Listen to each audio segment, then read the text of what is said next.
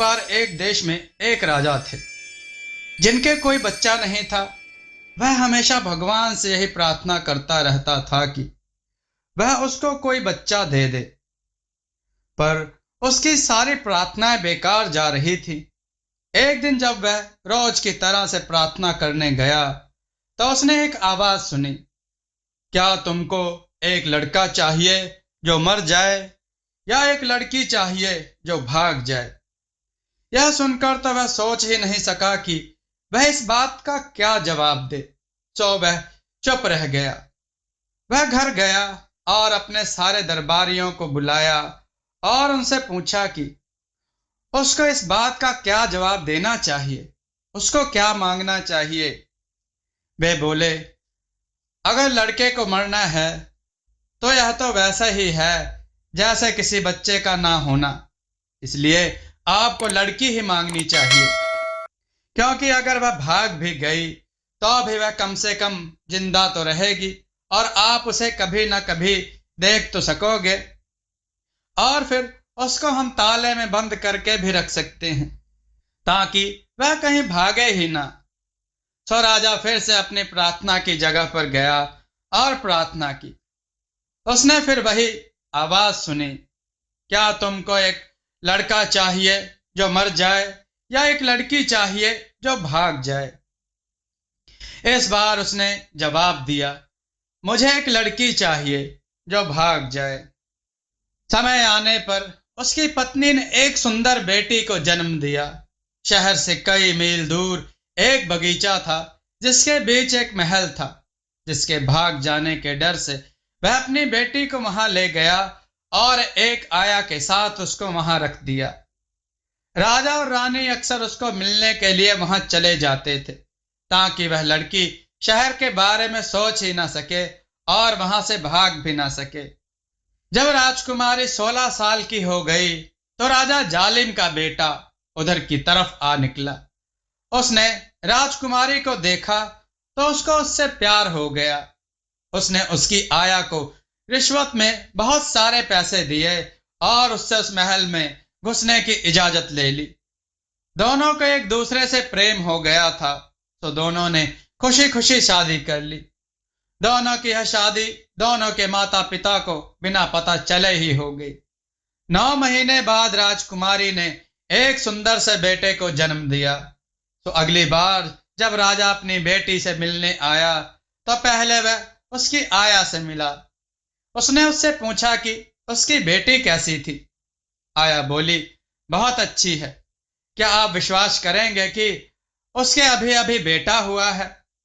यह सुनकर तो राजा ने उससे कोई भी रिश्ता रखने से मना कर दिया। इस तरह वह राजकुमारी अपने पति और बेटे के साथ उसी महल में अकेली रहती थी। 15 साल का हो जाने के बाद भी उसके बेटे ने अपने नाना को नहीं देखा था, तो उसने अपनी माँ से कहा, माँ, मैं अपने नाना से मिलना चाहता हूं। उसकी माँ ने कहा, हाँ हाँ बेटा, क्यों नहीं, जाओ तुम उनके महल में जाओ और उनसे मिल लो। अगले दिन वह सुबह जल्दी उठा और एक घोड़े पर सवार होकर और काफी सारा पैसा लेकर अपने नाना से मिलने चल दिया। जब वह वहां पहुंचा तो उसके नाना ने उससे कोई प्यार दिखाना तो दूर बल्कि उसकी तरफ देखा भी नहीं और उससे बोला भी नहीं। इतना खराब स्वागत देखकर वह लड़का 3-4 महीने बाद अपने नाना से बोला, आप मुझसे इतने नाराज क्यों हैं नाना जी कि आप मुझसे बोलते भी नहीं हैं? राजा बोला, जब तक तुम जंगल में रहने वाली जादूगरनी का सिर काट कर नहीं लाओगे तब तक मैं तुमसे नहीं बोलूंगा। राजकुमार बोला, नाना जी, मैं केवल आपके लिए ही वहां पर जाऊंगा और उस जादूगरनी का सिर काट कर लाऊंगा। राजा बोला, यही तो मैं भी चाहता हूं कि तुम वहां जाओ और उस जादूगरनी का सिर काट कर लाओ। ठीक है। यह जादूगरनी एक ऐसी जादूगरनी थी कि जो कोई उसको देखता था वह पत्थर का हो जाता था, और यह बात वह राजा जानता था कि उसके देवते के साथ भी यही होने वाला है, यानी जैसे ही वह उसकी तरफ देखेगा तो वह पत्थर का हो जाएगा।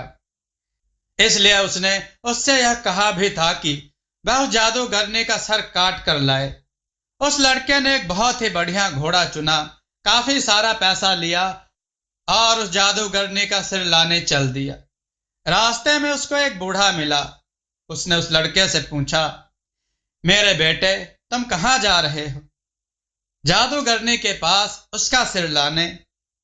ओह मेरे भगवान, उसके लिए तो तुमको एक ऐसा घोड़ा चाहिए जो उड़ सके, क्योंकि वहां पहुंचने के लिए तुमको एक पहाड़ के ऊपर से जाना होगा जिस पर बहुत सारे शेर चीते रहते हैं। अगर तुम वहां से इस घोड़े पर जाओगे तो वे तुमको और तुम्हारे घोड़े दोनों को खा जाएंगे। लड़का बोला, पर ऐसा घोड़ा मुझे मिलेगा कहां से? बूढ़ा बोला, रुको, मैं तुमको एक ऐसा घोड़ा लाकर देता हूं जो उड़ सकता है। इतना कहकर वह गायब हो गया और जब वह लौटा तो उसके साथ एक बहुत ही शानदार घोड़ा था। वह बूढ़ा बोला, अब तुम मेरी बात सुनो। तुम सीधे सीधे उस जादूगरनी को नहीं देख सकते, क्योंकि अगर तुमने उसको सीधे देखा तो तुम पत्थर के हो जाओगे। तुमको उसे एक शीशे में देखना पड़ेगा। वह भी तुमको मैं बताता हूं कि वह शीशा तुमको कैसे मिलेगा। तुम यहां से इधर चले जाओ और थोड़ी दूर जाने के बाद तुमको एक संगमरमर का महल दिखाई देगा और एक बगीचा दिखाई देगा जिसमें खुबानी के फूल वाले पेड़ लगे होंगे। वहां तुमको दो अंधी स्त्रियां मिलेंगी। उन दोनों स्त्रियों के पास केवल एक ही आंख है। वे दोनों उस एक आंख को आपस में बांट बांट कर इस्तेमाल करती हैं। उन्हें स्त्रियों के पास वह शीशा है जो तुमको उस जादूगरनी को देखने के लिए चाहिए। वह जादूगरनी अक्सर अपना समय एक घास के मैदान में गुजारती है जिसमें बहुत सारे फूल लगे हैं। उन फूलों की खुशबू ही तुम्हारे ऊपर जादू डालने के लिए काफी है। सो उस फूल से जरा बच कर रहना और ध्यान रहे कि उस जादूगरनी को केवल शीशे में ही देखना, नहीं तो तुम पत्थर के हो जाओगे। लड़के ने उस बूढ़े को धन्यवाद दिया और उसका उड़ने वाला घोड़ा लेकर चल दिया। वह उस पहाड़ के ऊपर से उड़ा जहां बहुत सारे चीते और सांप रहते थे और जो उसको खाने के लिए तैयार थे। वह उसको खाने के लिए दौड़े भी, पर वह क्योंकि बहुत ऊंचाई पर उड़ रहा था इसलिए वे उसका कुछ बिगाड़ नहीं सके। पहाड़ को पीछे छोड़ता हुआ वह उड़ा जा रहा था कि दूर उसको एक संगमरमर का महल दिखाई दिया। उसने सोचा कि शायद यही उन अंधी स्त्रियों का महल होगा। उन दोनों अंधी स्त्रियों के बीच में एक ही आंख थी और इस आंख को वे एक दूसरे को दे लेकर इस्तेमाल करती रहती थी। यह लड़का उस संगमरमर के महल के पास पहुंच तो गया, पर महल का दरवाजा खटखटाने की हिम्मत नहीं कर सका। सो वह बगीचे में ही टहलता रहा। वे स्त्रियां अपना शाम का खाना खा रही थी। जब वह अपना खाना खा चुकी तो वह भी बगीचे में टहलने के लिए आ गई। उस समय वह एक पेड़ पर चढ़ गया ताकि वह स्त्रियां उसको देख ना सके। वे बातें करती हुई घूम रही थी। जिस स्त्री के पास आंख थी उसने ऊपर की तरफ मुंह उठाकर देखा और बोली, तुमको यह महल देखना चाहिए जो राजा ने अभी नया नया बनवाया है। दूसरी बोली, अच्छा तो तुम मुझे आंख दो तो मैं भी देखूं। पहली वाली ने उसको आंख दे दी, पर जैसे ही उसने हाथ बढ़ाकर आंख देनी चाही तो लड़के ने पेड़ से नीचे झुककर उसको बीच में ही ले लिया। दूसरी बोली, तो तुम मुझको आंख नहीं देना चाहती, तुम सारा कुछ अपने आप ही देख लेना चाहती हो। पर मैंने तुमको आंख दी तो? नहीं, तुमने तो नहीं दी, मैंने अभी तो तुम्हारे हाथ में रखी। वे इसी तरह आपस में बहस करती ही रही जब तक कि उनको यह पता नहीं चल गया कि उनमें से किसी की भी गलती नहीं थी और इस समय आंख उन दोनों में से किसी के पास भी नहीं थी।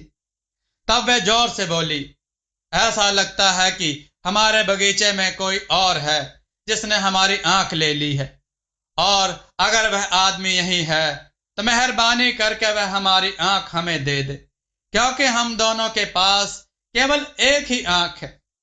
और अगर उसे हमसे हमारी आंख के बदले में कुछ चाहिए तो वह हमको यह भी बता दे कि उसको हमसे क्या चाहिए।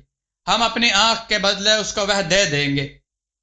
तब वह लड़का पेड़ पर से नीचे उतर आया और बोला, मेरे पास है आपकी आंख, आप मुझे उसके बदले में वह शीशा दे दीजिए जिसमें मैं जादूगरनी को देख सकूं, क्योंकि मुझे जादूगरनी को मारना है। उन अंधी स्त्रियों ने कहा, खुशी से, पर पहले तुम हमारी आंख तो वापस करो, तभी तो हम वह शीशा तुमको ढूंढ कर दे सकेंगे। उस लड़के ने उनकी आंख वापस कर दी। उनमें से एक स्त्री ने अपनी आंख लगाई और दोनों महल में चली गईं। कुछ देर में ही वे एक शीशा लेकर वापस लौटी।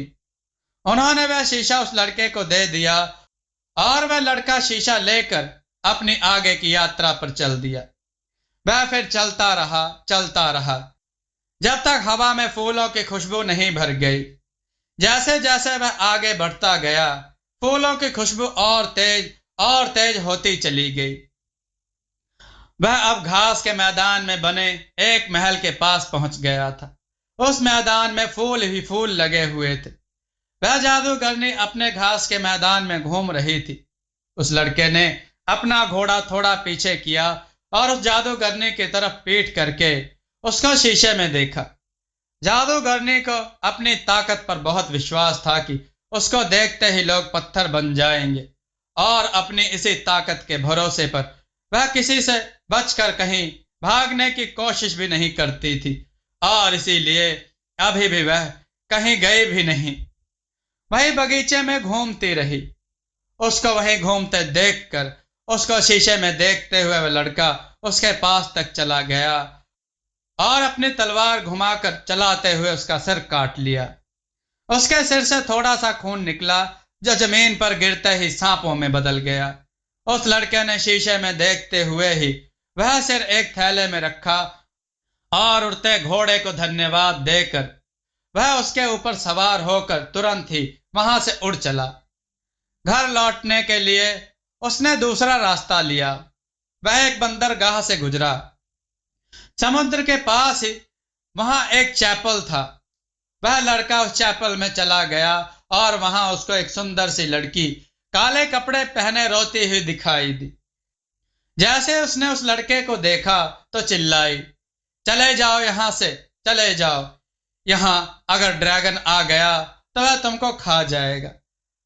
वह रोज एक जिंदा आदमी खाता है। आज क्योंकि मेरी बारी है इसलिए मैं यहां उसका इंतजार कर रही हूं, पर तुम यहां से चले जाओ।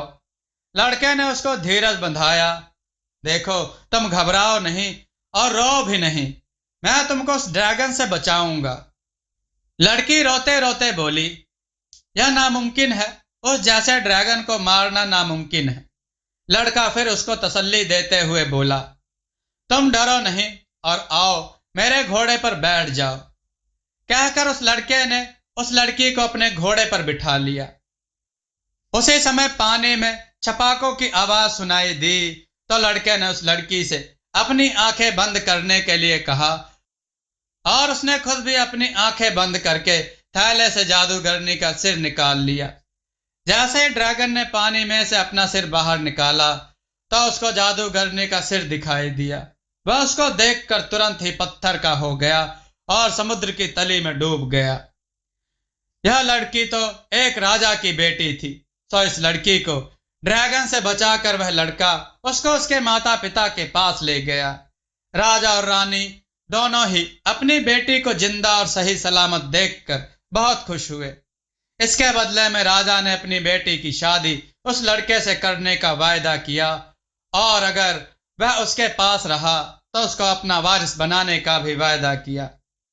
उस लड़के ने राजकुमारी को तो ले लिया, पर उसके राज्य के लिए उसका बहुत बहुत धन्यवाद दिया और कहा कि वह तो खुद ही अपने राज्य का राजा था और उसको वहां वापस लौटना था। राजकुमारी को लेकर वह अपने नाना के पास पहुंच गया।